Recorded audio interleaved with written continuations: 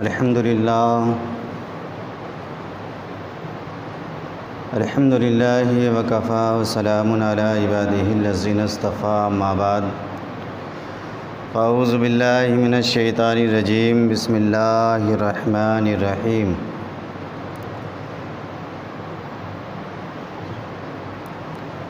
قل بفضل اللہ وبرحمتہ فبذالک فلیفرحوا صدق اللہ العلی العظیم۔ عزیزان ملت اسلامیہ،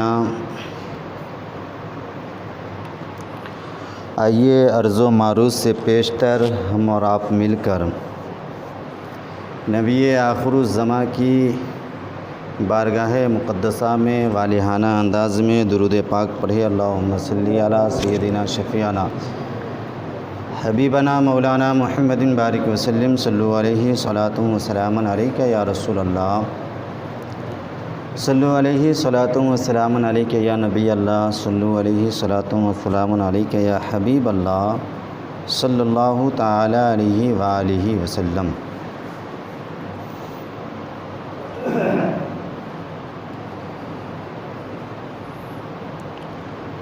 اللہ رب العزت قرآن مقدسہ کے اندر ارشاد فرماتا ہے، قل بفضل اللہ وبرحمتہ فبذالک فلیفرحوا۔ اے محبوب، آپ فرما دیجئے، اے محبوب آپ دنیا والوں سے فرما دیجئے کہ اللہ ہی کے فضل، اسی کی رحمت اور اسی پر چاہیے کہ لوگ خوشیاں منائیں۔ حضرات،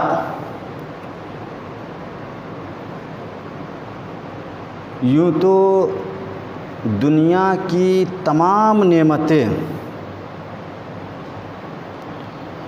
اللہ ہی کا فضل اور اس کا احسان ہے۔ جتنی بھی نعمتیں ہیں سب اللہ کا فضل ہے، اس کا احسان ہے، لیکن ان تمامی نعمتوں میں سب سے بڑی وہ کون سی نعمت ہے جس پر سب سے زیادہ خوشیاں منائی جائیں؟ تو حضرات، قرآن مقدسہ خود ہی کہتا ہے، لقد من اللہ علی المؤمنین اذ بعث فیہم رسولا، کہ اللہ رب العزت نے مومنوں پر بڑا احسان کیا کہ اس میں اپنا رسول مبعوث فرمایا، اس میں اپنا رسول پیدا فرمایا۔ اس سے پتہ چلا کہ جس نعمت پر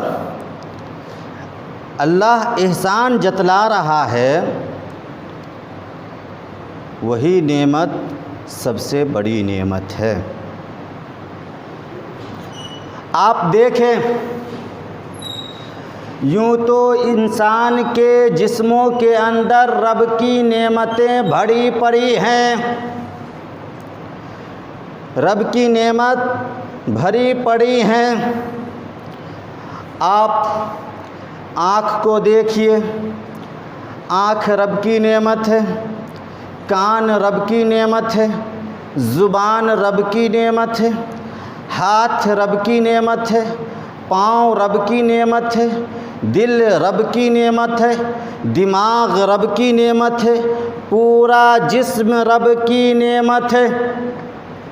لیکن ان نعمتوں کو دینے کے بعد اللہ رب العزت نے اپنے بندوں پر احسان نہیں جتلایا، یہ نہیں فرمایا اے میرے بندو میں نے تجھے ہاتھ کام کرنے کو دیا، پاؤں چلنے کو دیا، کان سننے کو دیا، زبان بولنے اور مزہ چکھنے کو دیا، دل دماغ سوچنے اور سمجھنے کو دیا، گویا ہم نے تجھ پر احسان کیا۔ اللہ رب العزت نے ایسا نہیں فرمایا۔ ان تمامی نعمتوں کو دینے کے بعد رب نے احسان نہیں جتلایا، لیکن جیسے ہی اپنے محبوب کو اس دنیا میں مبعوث فرمایا، اللہ نے مومنوں پر بڑا احسان کیا، اللہ نے مومنوں پر احسان جتلایا۔ پتہ چلا، معلوم ہوا کہ ان تمامی نعمتوں میں سب سے بڑی نعمت مصطفیٰ جان رحمت کی ذات ہے، کونین کے دولہا کی ذات ہے۔ اس لیے مسلمانوں اس نعمت کی آمد کا خوب دھوم دھام سے چرچا بھی کیا کرو، اور اس نعمت کی آمد کی تاریخ میں خوب خوب خوشیاں بھی منایا کرو، کیونکہ یہ نعمت سب سے بڑی نعمت ہے۔ وَأَمَّا بِنِعْمَتِ رَبِّكَ فَحَدِّثْ، اللہ فرماتا ہے کہ تم اپنے رب کی نعمتوں کا خوب خوب چرچا کیا کرو۔ تو مصطفیٰ جان رحمت کی ذات یہ سب سے بڑی نعمت ہے، اس لیے اس نعمت کی آمد کی تاریخ میں خوب خوشیاں بھی منایا کیجیے، اور اس نعمت کا خوب خوب چرچا بھی کیا کیجیے۔ خوشیاں منانا کیسا ہے؟ ولادت مصطفیٰ کی تاریخ میں جشن منانا کیسا ہے؟ تو دیکھیے، حضرت امام جلال الدین سیوطی رحمۃ اللہ تعالی علیہ روایت کرتے ہیں کہ حجت المحدثین حضرت علامہ ابن حجر عسقلانی رحمۃ اللہ علیہ سے پوچھا گیا کہ میلاد مصطفیٰ منانا کیسا ہے؟ میلاد مصطفیٰ منانا کیسا ہے؟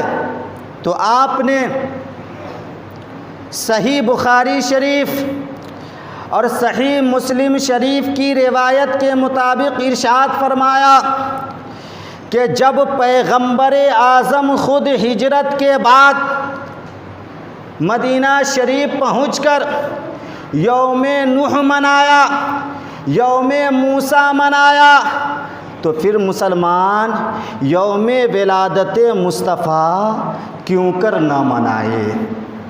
یوم ولادت مصطفیٰ کیوں کر نہ منائے؟ پتہ چلا کہ یوم ولادت مصطفیٰ منانا کوئی غلط کام نہیں ہے، بلکہ یہ اچھا اور جائز کام ہے۔ قُلْ بِفَضْلِ اللَّهِ وَبِرَحْمَتِهِ فَبِذَلِكَ فَلْيَفْرَحُوا، اللہ ہی کے فضل اور اسی کی رحمت، اسی پر چاہیے کہ لوگ خوشیاں منائیں۔ حضرات، یہ مہینہ جو چل رہا ہے، ہم سب اچھی طرح جانتے ہیں کہ یہ مہینہ ہمارے اور آپ کے پیارے آقا علیہ الصلاۃ والتسلیم کی ولادت کا مہینہ ہے۔ اس مہینے کی 12 تاریخ کو پیغمبر اعظم اس دنیا میں تشریف لائے۔ آپ غور کیجئے گا تو یہ پتہ چلے گا کہ اللہ رب العزت نے اپنے محبوب کو ایسے دن اور ایسے مہینے میں پیدا فرمایا جس کا پہلے سے کوئی خاص وقار نہیں تھا، جس کا پہلے سے کوئی خاص رتبہ نہیں تھا، اس لیے کہ دنوں کا جو سردار ہے وہ جمعہ ہے، دنوں کا سردار جمعہ، لیکن اللہ رب العزت نے اپنے محبوب کو جمعہ کے دن پیدا نہیں فرمایا۔ مہینوں میں جو سب سے افضل مہینہ ہے وہ رمضان المبارک کا مہینہ، لیکن اللہ رب العزت نے اپنے محبوب کو رمضان المبارک کے مہینے میں بھی پیدا نہیں فرمایا۔ جس وادی میں سب سے زیادہ انبیاء کرام تشریف لائے، یا یوں سمجھے کہ جس وادی کو انبیاء کرام سے خاص نسبت ہے، اس وادی پربہار کا نام فلسطین ہے، لیکن اللہ رب العزت نے اپنے محبوب کو فلسطین کی لہلہاتی وادی میں بھی پیدا نہیں فرمایا۔ جس خاندان میں سب سے زیادہ انبیاء کرام تشریف لائے، اس خاندان کا نام خاندان بنی اسرائیل ہے، لیکن اللہ رب العزت نے اپنے محبوب کو خاندان بنی اسرائیل میں بھی پیدا نہیں فرمایا۔ اور جس دن کو عظمت والا دن کہا جاتا ہے، جس دن کو مرتبہ والا دن کہا جاتا ہے، جس دن کو اللہ کا دن کہا جاتا ہے، وہ دن یوم عاشوراء ہے۔ 10ویں محرم کا دن یوم عاشوراء ہے، وہ عاشوراء کا دن جس میں زمین و آسمان کی تخلیق ہوئی، وہ عاشوراء کا دن جس میں لوح و قلم کی تخلیق ہوئی، وہ عاشوراء کا دن جس میں حضرت آدم و حوا کی تخلیق ہوئی، وہ عاشوراء کا دن جس میں حضرت آدم کی توبہ قبول ہوئی، وہ عاشوراء کا دن جس میں حضرت داؤد کی توبہ قبول ہوئی، وہ عاشوراء کا دن جس میں حضرت ایوب کو صحت یابی نصیب ہوئی، وہ عاشوراء کا دن جس میں حضرت یونس علیہ السلام کو مچھلی کے پیٹ سے باہر نکالا گیا، وہ عاشوراء کا دن جس میں حضرت عیسیٰ علیہ السلام کو آسمان پر اٹھایا گیا، لیکن اس عظمت والے دن میں بھی اللہ نے اپنے محبوب کو پیدا نہیں فرمایا۔ تو اب سوال یہ پیدا ہوتا ہے کہ آخر کیوں اللہ رب العزت نے اپنے محبوب کو ایسے دن اور ایسے مہینے میں پیدا فرمایا کہ جس کا پہلے سے کوئی خاص وقار نہیں تھا، جس کا پہلے سے کوئی خاص رتبہ نہیں تھا؟ تو سنو مسلمانوں، علماء کہتے ہیں کہ اگر اللہ رب العزت اپنے محبوب کو جمعہ کے دن پیدا فرماتا، اگر اللہ رب العزت اپنے محبوب کو جمعہ کے دن پیدا فرماتا تو زمانے کے کچھ عقل مند یہ کہتے کہ جمعہ کی وجہ سے رسول پاک کو عزت ملی ہے۔ اگر اللہ اپنے محبوب کو رمضان المبارک کے مہینے میں پیدا فرماتا تو زمانے کے کچھ لوگ کہتے کہ رمضان المبارک کی وجہ سے رسول پاک کو عزت ملی ہے۔ اگر اللہ رب العزت اپنے محبوب کو خاندان بنی اسرائیل میں پیدا فرماتا تو زمانے کے کچھ عقل مند کہتے کہ خاندان بنی اسرائیل کی وجہ سے رسول پاک کو عزت ملی ہے۔ اگر اللہ رب العزت اپنے محبوب کو فلسطین کی پربہار وادی میں پیدا فرماتا تو زمانے کے کچھ لوگ کہتے کہ فلسطین کی وجہ سے رسول پاک کو عزت ملی ہے، تو اسی لیے اللہ رب العزت نے اپنے محبوب کو ایسے دن اور ایسے مہینے میں پیدا فرمایا جس کا پہلے سے کوئی خاص وقار نہیں تھا، تاکہ زمانے کے عقل مند اچھی طرح جان جائے کہ ان چیزوں کی وجہ سے رسول پاک کو عزت نہیں ملی ہے، بلکہ ان چیزوں کو رسول پاک کی وجہ سے عزت ملی ہے، ان چیزوں کو رسول پاک کی وجہ سے عظمت ملی ہے۔ جتنی بھی چیزیں ہیں تمامی چیزوں کو رسول پاک کی وجہ سے عزت ملی ہے۔ اب دیکھیے، پہلے سے کوئی خاص وقار اس مہینے کا نہیں تھا،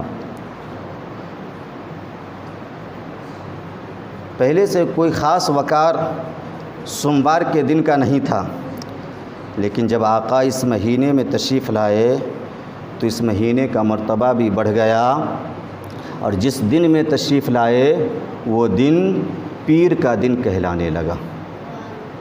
مہینے کا بھی رتبہ بڑھ گیا اور دن کا بھی رتبہ بڑھ گیا۔ ہم اس نبی کے ماننے والے ہیں جسے اللہ رب العزت نے بڑا عظیم رتبہ عطا فرمایا ہے، بڑا عظیم مرتبہ عطا فرمایا ہے۔ قرآن مقدسہ کی ایک آیت کہتی ہے کہ اللہ فرماتا ہے انا ارسلناک شاہدا و مبشرا و نذیرا، کہ اے محبوب ہم نے آپ کو شاہد بنا کر بھیجا، یعنی گواہی دینے والا بنا کر بھیجا،